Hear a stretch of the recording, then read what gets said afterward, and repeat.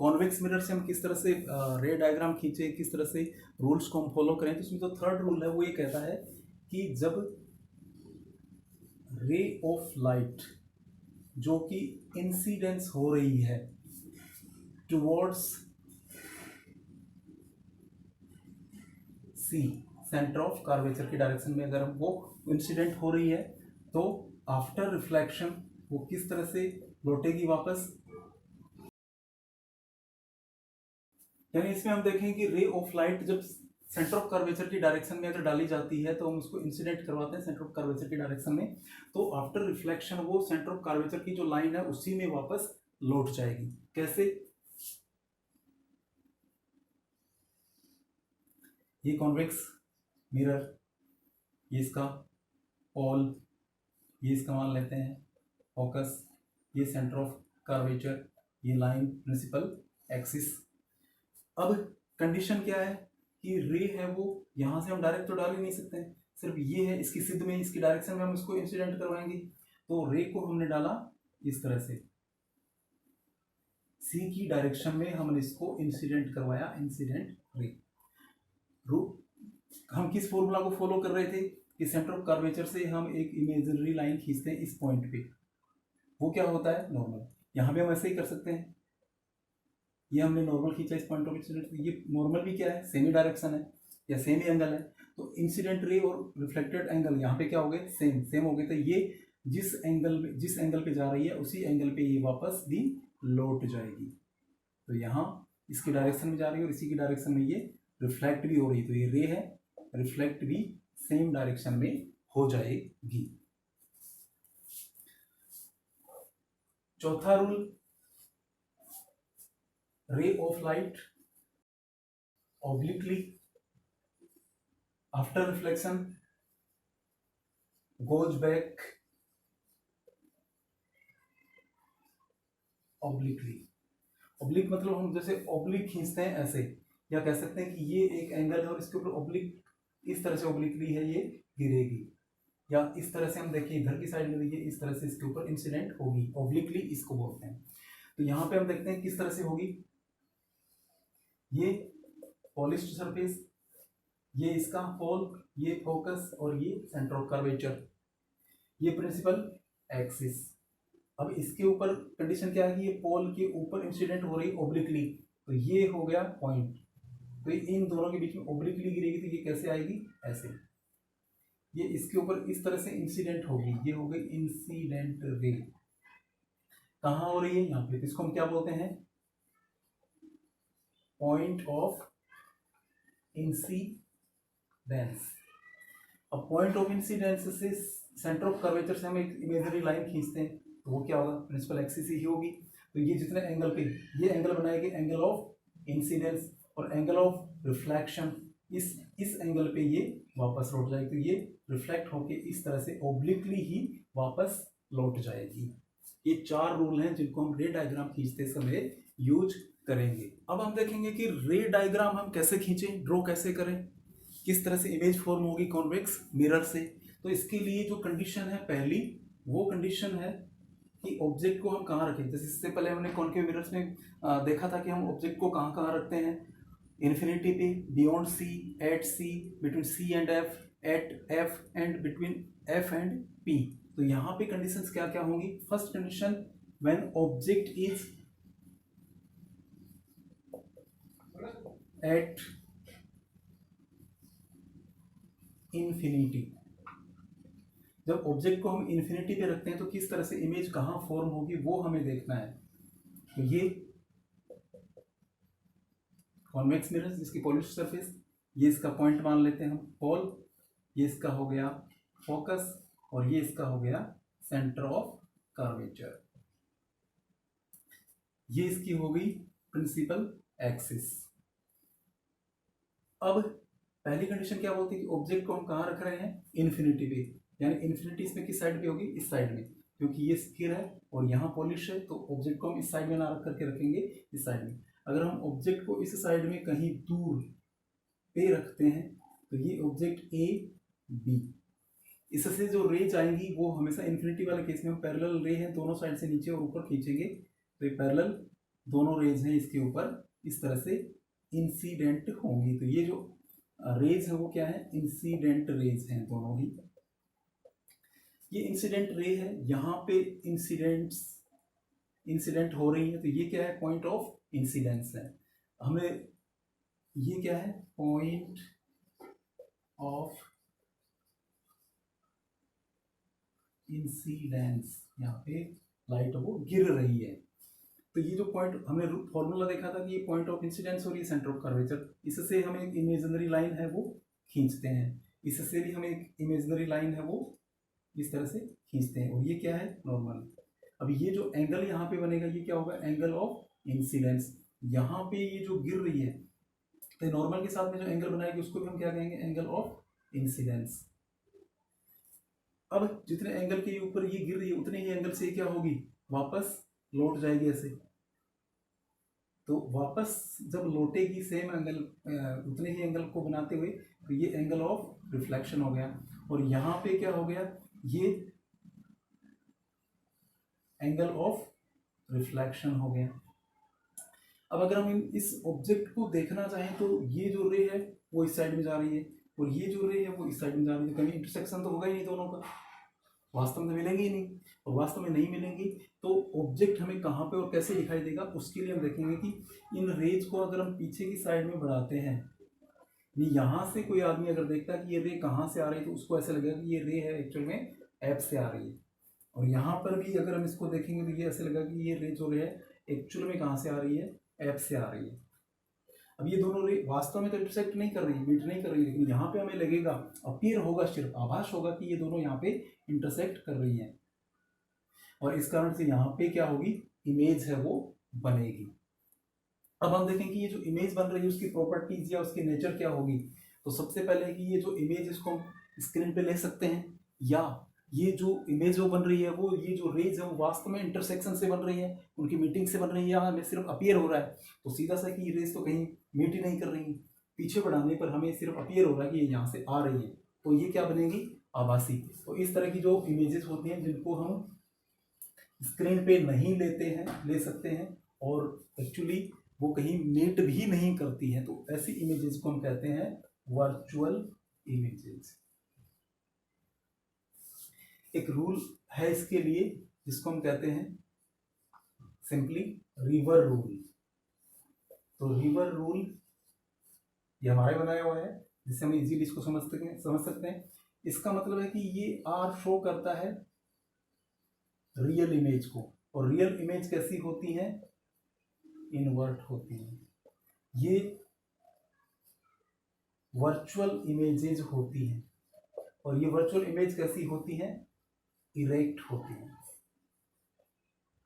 It means यहां भी हम इसको लागू कर सकते हैं। तो इमेज कैसी है, वर्चुअल इमेज, और वर्चुअल इमेज कैसी होती है, इरेक्ट होती है। ये इमेज कैसी होगी, इरेक्ट, यानी अपराइट होगी, सीधी होगी। साइज क्या होगी इसकी, साइज हम देखते हैं कि ऑब्जेक्ट इतना बड़ा है लेकिन ये जो इमेज बन रही है वो बहुत छोटी बन रही है, पॉइंट साइज बन रही है। तो इसको हम या तो ये कह सकते हैं, this would be highly diminished का मतलब बहुत छोटी, या इसको हम कह सकते हैं पॉइंट साइज्ड इमेज है वो बनेगी।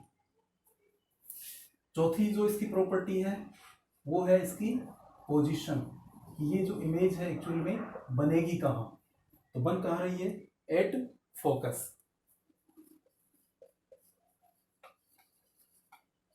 तो ये इस इमेज की प्रॉपर्टीज हो गई कि इससे जो इमेज बन रही है वो क्या है, वर्चुअल है, इरेक्ट है, साइज क्या है, हाईली डिमिनिस्ड है, बहुत छोटी है, पॉइंट साइज्ड है, और पोजीशन क्या है, एट फोकस। अब हम देखेंगे कॉन्वेक्स मिरर से जो इमेज फॉर्म करते हैं उसके लिए जो सेकंड कंडीशन है वो है कि ऑब्जेक्ट को हम कहाँ पे रखते हैं, उसमें ऑब्जेक्ट को हम रखते हैं बिटवीन इन्फिनिटी एंड पोल, और उस केस में किस तरह से इमेज फॉर्म होगी वो हम देखेंगे। ये कॉन्वेक्स मिरर अंदर की साइड में पॉलिश कर रखी है हमने, बाहर की जो साइड है वो रिफ्लेक्टिंग सरफेस के रूप में काम करेगी। ये इसका हम मान लेते हैं पॉल, ये फोकस और ये सेंटर ऑफ कर्वेचर। ये जो लाइन है इमेजिनरी, इसको हम कहते हैं प्रिंसिपल एक्सिस। ऑब्जेक्ट हमने कहाँ पे रखा है? इन्फिनिटी और पोल के बीच में। तो इन्फिनिटी और पोल के बीच में मान लो कि ऑब्जेक्ट को हमने यहाँ पे प्लेस किया है। Object is A B. पहला रूल क्या कहता है कि हम इस पे पैरेलल रे है वो इंसिडेंट करवाएंगे। तो ये इंसिडेंट रे है।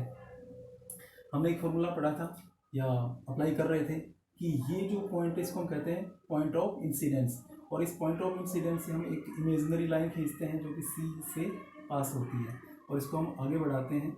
इसको हम कहते हैं नॉर्मल। नॉर्मल के साथ में ये इंसिडेंट रे है वो जितना एंगल बनाती है उसको हम कहते हैं एंगल ऑफ इंसिडेंस। अब ये जो एंगल ऑफ इंसिडेंस है ये जितना है उतने ही एंगल पे ये क्या होगी? वापस लौट जाएगी। तो एंगल ऑफ रिफ्लेक्शन है वो भी कितना होगा? दोनों इक्वल होंगे। तो ये रे है वो पीछे लौट गई। अब यहाँ पे हम देखेंगे कि ये जो रे है अगर हम इसको आगे देखें इधर से तो हमें लगेगा कि ये रे एक्चुअल में कहाँ से लगेगा? सिर्फ अपीयर होगा कि ये इस तरह से एफ से आ रही है, जबकि रियलिटी ये है कि इस साइड तो हमने पॉलिश कर रखी है, तो रे इस साइड तो जा ही नहीं सकती, पास ही नहीं हो सकती। ये सिर्फ क्या हुआ? यहीं से यहाँ इंसिडेंट हुई, यहीं से वापस लौट गई। लेकिन यहाँ पे देखने पर हमें लगता है कि ये ऐसे जाकर के ऐसे ना आकर के ये इस डायरेक्शन से वापस आ रही है। अपीयर होता है, एक्चुअल में नहीं होता है। दूसरी जो रे है वो इसी पॉइंट से हम डालेंगे और वो किसकी डायरेक्शन में होगी? सेंटर ऑफ कर्वेचर की डायरेक्शन में हम इसके ऊपर इंसिडेंट करवाते हैं। ये इस तरह से अगर हम इसको इंसिडेंट करवाते हैं, इसमें भी हम सेम वही रूल लागू कर सकते हैं। पॉइंट ऑफ इंसिडेंस, ये सेंटर ऑफ कर्वेचर, इससे हम नॉर्मल खींचेंगे। नॉर्मल अगर हम खींचेंगे तो इस केस में ये होगा कि नॉर्मल भी सेम ही एंगल पे है। इंसिडेंट एंगल भी यही है और रिफ्लेक्शन एंगल है वो भी यही है। एंगल ऑफ रिफ्लेक्शन भी यही है। तो जिस डायरेक्शन में ये रे जा रही है उसी डायरेक्शन में क्या होगी? वापस लौट जाएगी। लेकिन इसको अगर हम यहाँ से देखते हैं इस रे को, तो एक्चुअल में तो हो क्या रहा है? ये यहाँ पे गई और यहाँ इतने स्पेस में गई ही नहीं, ये वापस यहीं से लौट गई। लेकिन अगर हम यहाँ से देखते हैं तो हमें ऐसा लगेगा कि ये रे है एक्चुअल में कहाँ से आ रही है? ये सेंटर ऑफ कर्वेचर की डायरेक्शन से आ रही है। अब हम देखते हैं कि ये जो दोनों रेज हैं जिनको अगर हम पीछे की साइड में बढ़ाते हैं तो हमें ऐसा अपीयर होता है कि ये यहाँ पे इंटरसेक्ट कर रही है और यहीं पे इमेज है वो बनती है A dash B dash. Clear? Image इस तरह से फॉर्म होगी। अब ये जो इमेज बन रही है इसकी हम प्रॉपर्टीज को देखते हैं कि इसकी नेचर क्या होती है, किस तरह की इसकी प्रॉपर्टीज होती है। सबसे पहले ये जो इमेज बन रही है ये जो रिफ्लेक्टेड रेज हैं उनको वास्तव में वो मीट कर रही हैं, वास्तव में एक दूसरे को इंटरसेक्ट कर रही हैं जिससे कि इमेज बन रही है। एक्चुअल में हम देखते हैं कि यहाँ ऐसा कुछ है ही नहीं। ये इमेज ये इंसिडेंट रे और ये रिफ्लेक्टेड रे, लेकिन और ये इंसिडेंट रे और इसी सेम डायरेक्शन में रिफ्लेक्टेड रे है। तो ये जो दोनों रेज हैं वो आपस में कभी नहीं मिलेंगी। लेकिन अगर हम इनको पीछे की साइड में इमेजिनरी बढ़ाते हैं तो हमें लगता है कि ये दोनों यहाँ पे इंटरसेक्ट करती हैं, रियल में नहीं करती हैं। तो इस तरह की जो इमेज है जिसमें जो रेज है वो वास्तव में इंटरसेक्ट नहीं करती है, मीट नहीं करती है, तो उस केस में जो इमेज बनती है उसको हम कहते हैं वर्चुअल इमेज। और ये ऐसी इमेजेस होती हैं जिनको हम स्क्रीन पर ऑब्टेन नहीं कर सकते हैं, तो ऐसी इमेजेस को हम कहते हैं वर्चुअल इमेज। यानी इससे जो इमेज बनेगी वो क्या होगी? वर्चुअल। और यहाँ इस रूल में हमने देखा था कि वर्चुअल जो इमेजेस होती हैं वो कैसी होती हैं? इरेक्ट होती हैं। वर्चुअल इमेजेस वो हमेशा कैसी होंगी? इरेक्ट होंगी। तो ये जो इमेज है ये भी क्या होगी? इरेक्ट यानी अपराइट होगी। इसकी साइज क्या होगी? ऑब्जेक्ट हमने देखा इतना बड़ा है, इमेज इतनी है, it means it would be smaller than that of the object की साइज से ये छोटी होगी हमेशा। पोजीशन इसकी क्या होगी? ये पोल है, ये एफ है, इन दोनों के बीच में ही बन रही है, तो पोजीशन इसकी होगी बिटवीन पी एंड एफ। ये इसकी कंडीशन होगी। कॉनकेव मिरर में हमने देखा था कि 6 कंडीशंस थी। पहले हमने ऑब्जेक्ट को रखा इन्फिनिटी पे, फिर बियॉन्ड सी, फिर सी के ऊपर, फिर सी एंड एफ के बीच में, फिर एफ पर, फिर एफ और पी के बीच में। लेकिन यहाँ तो हमें सिर्फ 2 ही कंडीशंस दिख रही हैं। क्यों ऐसा है? क्योंकि इस कॉन्वेक्स मिरर के अंदर जो पोल फोकस सेंटर ऑफ कर्वेचर, ये सारे के सारे क्या है, इस साइड में है, और इस साइड के अंदर लाइट है वो पास नहीं होती है। तो इस केस में हम देखेंगे कि यहाँ पर किस तरह से ये जो कंडीशंस हम लेंगे अलग अलग, कि कॉनकेव मिरर के रूप में हम 6 कंडीशंस ली थी, और यहाँ पे 2 ही कंडीशन क्यों होंगी। तो पहला तो ये कि यहाँ इन्फिनिटी है और ये पोल है, इसके बीच में ना तो सेंटर ऑफ कर्वेचर है ना ही फोकस है, तो ना तो हम ये बोल सकते हैं कि हमने सेंटर ऑफ कर्वेचर पे रखा, सेंटर ऑफ कर्वेचर के बियॉन्ड रखा, सेंटर ऑफ कर्वेचर और एफ के बीच में रखा, क्योंकि वो चीज़ तो इस साइड में है नहीं, वो सारी तो इस साइड में है। तो हमारे पास में 2 ही कंडीशन बनती है, एक इन्फिनिटी पे और दूसरा इन्फिनिटी और पोल के बीच में कहीं भी। इसको थोड़ा सा और इलस्ट्रेट करते हैं कि ऐसा अगर हम इसको थोड़ा चेंज करना चाहिए तो क्या फर्क पड़ेगा। पहला केस है कि हमने ऑब्जेक्ट को पहले केस में यहाँ रखा तो इमेज यहाँ बनी, अब इसको ऑब्जेक्ट को हम थोड़ा सा आगे खिसका देते हैं, यहाँ पे रख दिया, तो पैरेलल रे यहाँ गई, पैरेलल रे है वो ऐसे लगेगा जैसे कि फोकस से पास हो करके इस साइड में रिफ्लेक्ट हो रही है। क्लियर। दूसरी जो रे है वो हम सेंटर ऑफ कर्वेचर की डायरेक्शन में इसके ऊपर इंटरसेक्ट करते हैं, तो हमें अभी अपीयर सिर्फ ऐसा होगा कि ये रे ऐसे गई, रिफ्लेक्ट हो गई, तो यहाँ पे इंटरसेक्शन हो रहा है, तो इमेज कहाँ बनी, यहाँ पे। इसको हम और आगे खिसका लेते हैं, ये पैरेलल रे है, ये पैरेलल रे है, ये फोकस से इस तरह से पास होगी, सेंटर ऑफ कर्वेचर की डायरेक्शन में अगर इसको हम बढ़ाते हैं तो ये हम देखते हैं कि इमेज यहाँ बनेगी। अगर हम और इसको आगे बढ़ाते हैं तो ये इस ऐसे लगेगा कि ये इस तरह से पास हो रही है, और सेंटर ऑफ कर्वेचर की डायरेक्शन में हम इसको आगे बढ़ाते हैं इस तरह से, तो इमेज कहाँ बनेगी, यहाँ पे बनेगी। तो हर केस में हम देखते हैं कि इमेज कहाँ बन रही है, पी और एफ के बीच में बन रही है, और किसी भी केस के अंदर जो रेज हैं रिफ्लेक्टेड रेज वो कभी भी एक दूसरे के साथ में इंटरसेक्ट नहीं कर रही है, मीट नहीं कर रही है, लेकिन हमें सिर्फ अपीयर हो रहा है। और इस तरह की इमेजेस को हम क्या कहते हैं, वर्चुअल, यानी हर केस के अंदर इमेज क्या होगी, वर्चुअल। हर केस के अंदर वर्चुअल इमेज क्या होती है, इरेक्ट। तो जब हर केस में हम ऑब्जेक्ट को आगे आगे आगे प्लेस करते जा रहे हैं और जो इमेज वो थोड़ी सी इधर खिसकती जा रही है और थोड़ी सी बड़ी भी होती जा रही है, लेकिन ये जो इमेज है वो हर केस में क्या है, वर्चुअल है, और हर केस में ही वर्चुअल इमेज है तो क्या है, इरेक्ट है। और इसमें किसी भी केस में अगर हम देखते हैं तो इमेज है वो बड़ी होती जा सकती है, लेकिन ये ऑब्जेक्ट से छोटी ही होती है। तो ये जो इमेज अगर हम यहाँ तक भी बनाए तो ये ऑब्जेक्ट से क्या होगी, छोटी ही होगी। It means it would be always smaller than that of the object. Fourth है इसकी पोजीशन, ये तो ना तो पोल के बियॉन्ड जा रही है ना एफ के बियॉन्ड जा रही है कहाँ पे, इसके बीच में ही है। तो इसके बीच में इट मीन्स इसकी पोजीशन ऑलवेज क्या होगी, पी पोल और फोकस के बीच में। और यही कारण है कि कॉन्वेक्स मिरर से जितनी भी इमेजेस बनती हैं वो सब की सब वर्चुअल होती हैं, इरेक्ट होती हैं, ऑब्जेक्ट से छोटी होती हैं और पोल और फोकस के बीच में ही बनती है। और जैसे कॉन्वेक्स मिरर में हमने 6 कंडीशन ली थी, यहाँ पे 6 कंडीशन नहीं ले सकते क्योंकि इसके पोल फोकस सेंटर ऑफ कर्वेचर सारे के सारे इस साइड में, अंदर की साइड में होते हैं, इस साइड में नहीं होते। ऑब्जेक्ट को अगर हम इस साइड में रखें तो लाइट इसके ऊपर गिरेगी लेकिन रिफ्लेक्ट नहीं होगी। रिफ्लेक्ट किस साइड में होगी, इस साइड में, क्योंकि ये रिफ्लेक्टिंग सरफेस है जो कि बाहर की तरफ भरी हुई है। इसी कारण इसका नाम भी क्या है, कॉन्वेक्स मिरर है। तो इस तरह से अगर हम ऑब्जेक्ट को और पास भी लाते जाते हैं तो हर केसेस में हमने यहाँ पे देखा कि इमेज वो किस तरह की बनेगी। अब हम देखेंगे कि कॉन्वेक्स मिरर्स हैं उनके यूजेज क्या हैं, यूजेज ऑफ कॉन्वेक्स मिरर्स। सबसे पहला यूज है as reflectors in street lights.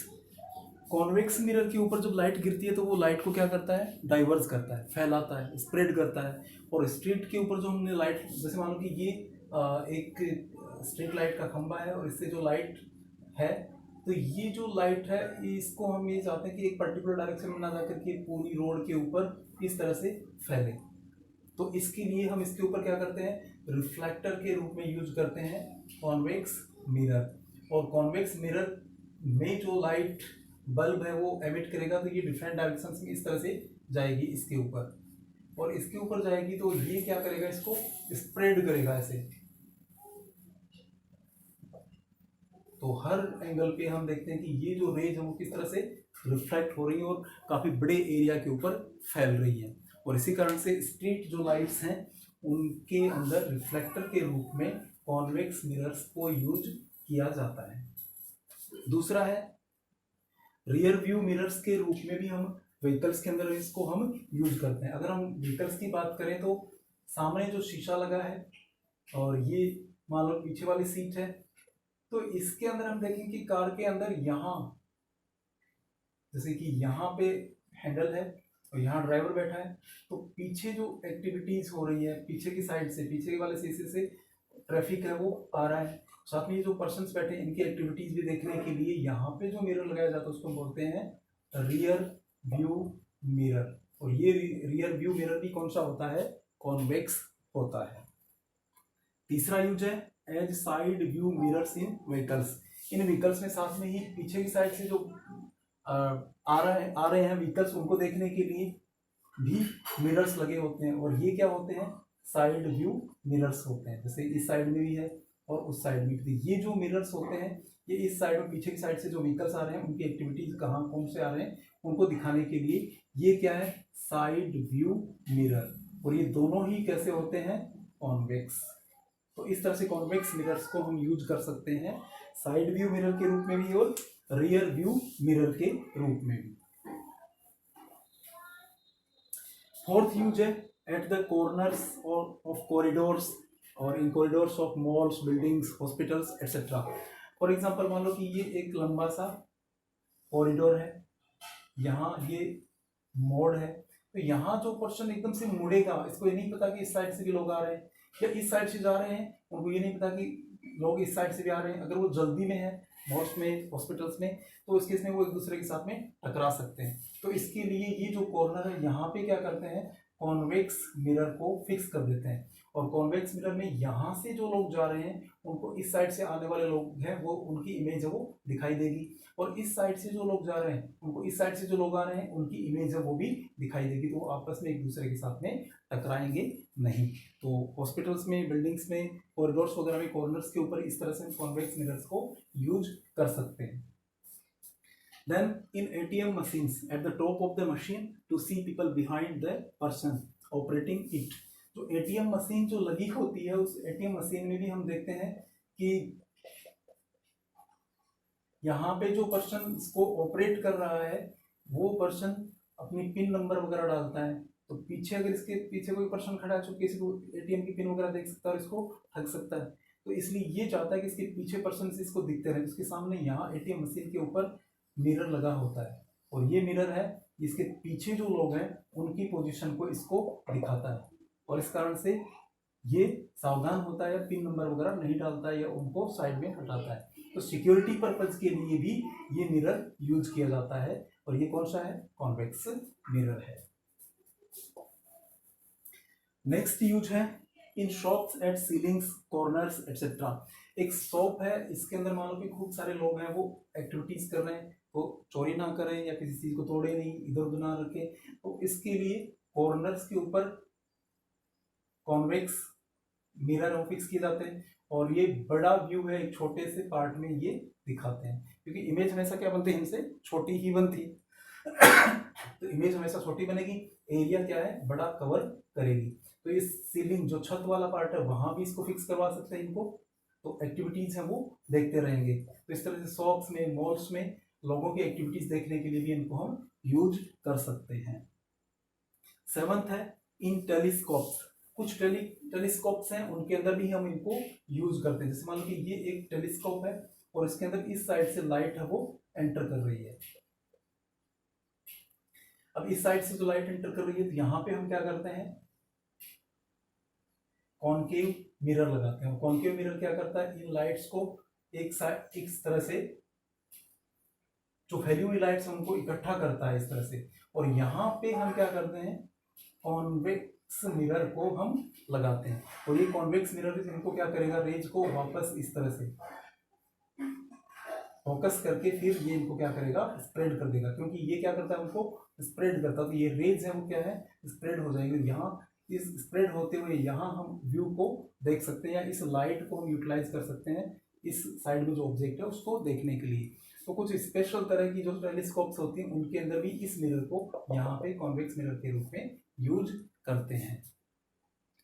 So these are the usages of convex mirror, and in the next part we will study the lenses as concave lens, convex lens, और उनमें भी हम देखेंगे कि उनसे इमेज कैसे फॉर्म होती है, रूल्स क्या हैं, इमेज कैसी बनेगी, उसकी नेचर क्या होगी, इन कॉन्वेक्स कॉन्केव लेंसेज की यूजेज क्या क्या हैं।